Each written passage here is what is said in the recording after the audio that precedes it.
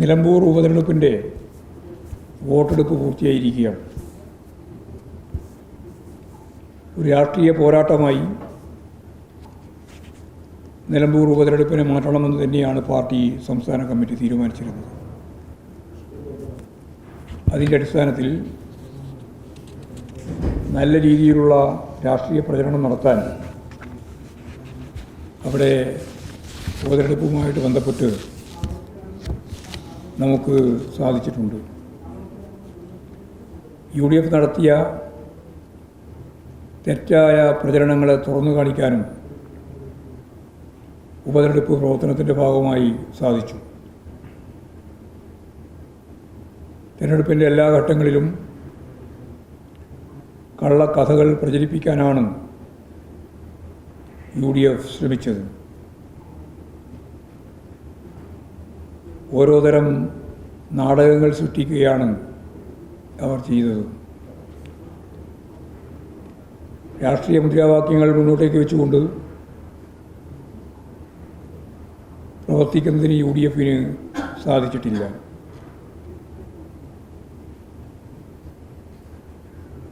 പലതരം വിവാദങ്ങൾ സൃഷ്ടിച്ച് ജനങ്ങളുടെ കണ്ണിൽ പൊടിയിടാനുള്ള ശ്രമങ്ങളാണ് ഉണ്ടായത്. അവയെ ജനങ്ങൾ തള്ളുന്ന നിലയാണ് ഉപതെരഞ്ഞെടുപ്പ് ഘട്ടങ്ങളിൽ കണ്ടത്. ഇടതുപക്ഷ ജനാധിപത്യ മുന്നണിയുടെ രാഷ്ട്രീയ നിലപാടുകളും വലതുപക്ഷം കാണിക്കുന്ന തെറ്റായ സമീപനങ്ങളും തുറന്നു കാട്ടിക്കൊണ്ടാണ് LDF തിരഞ്ഞെടുപ്പിൽ മത്സരിച്ചത്. മതനിരപേക്ഷ ഉള്ളടക്കത്തെ ഉയർത്തിക്കാണിക്കാനും അതിനെതിരായി രൂപം കൊണ്ട വർഗീയ കൂട്ടുകെട്ടുകളെ തുറന്നു കാണിക്കാനും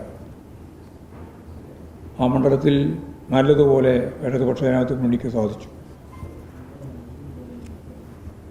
ഇടതുപക്ഷ ജനാധിപത്യ മുന്നണി സ്ഥാനാർത്ഥിയെ പ്രഖ്യാപിച്ച ആ നിമിഷം മുതൽ കേരളത്തിലും പ്രത്യേകിച്ച് നിലമ്പൂരിലും വലിയ സ്വീകാര്യതയാണ് സ്ഥാനാർത്ഥിക്ക് നേടാൻ സാധിച്ചിട്ടുള്ളത്. ഇപ്പോൾ പോളിംഗ് കഴിഞ്ഞപ്പോൾ ഇടതുപക്ഷ ജനാധിപത്യ മുന്നണിക്ക് വലിയ രീതിയിലുള്ള വിജയം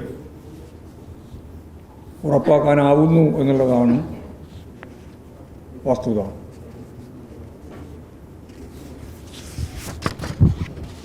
UDFനും പ്രത്യേകിച്ച് കോൺഗ്രസിനകത്തും ഉണ്ടായിട്ടുള്ള തർക്കങ്ങൾ കൂടുതൽ ശക്തിയായി പുറത്തു വരുന്നതിന് നിലമ്പൂർ ഉപതെരഞ്ഞെടുപ്പ് ഫലം ഇടയാക്കും എന്ന കാര്യത്തിൽ സംശയമില്ല. കെ മുരളീധരനും ശശി തരൂരും തമ്മിലുള്ള വാക്പോരുകളും ഇതിൻ്റെ ഉദാഹരണമായിട്ട് കാണാൻ കഴിയും. നിലമ്പൂരിന് ശേഷം UDFനകത്ത് വലിയ പൊട്ടിത്തെറികളാണ് ഉണ്ടാകാൻ പോകുന്നത്. ശരിയായ രാഷ്ട്രീയ നിലപാടുകൾ എടുത്തതിലൂടെ നിലമ്പൂരിൽ UDFനെ തകർക്കുന്നതിനും ഇടതുപക്ഷ ജനാധിപത്യ ശക്തികളുടെ മുന്നേറ്റം രൂപപ്പെടുത്തുന്നതിനും സാധിച്ചു എന്നുള്ളതാണ് ഉപതെരഞ്ഞെടുപ്പിൻ്റെ ഭാഗമായിട്ട് ചൂണ്ടിക്കാണിക്കാനുള്ള ഈ കാര്യങ്ങളാണ്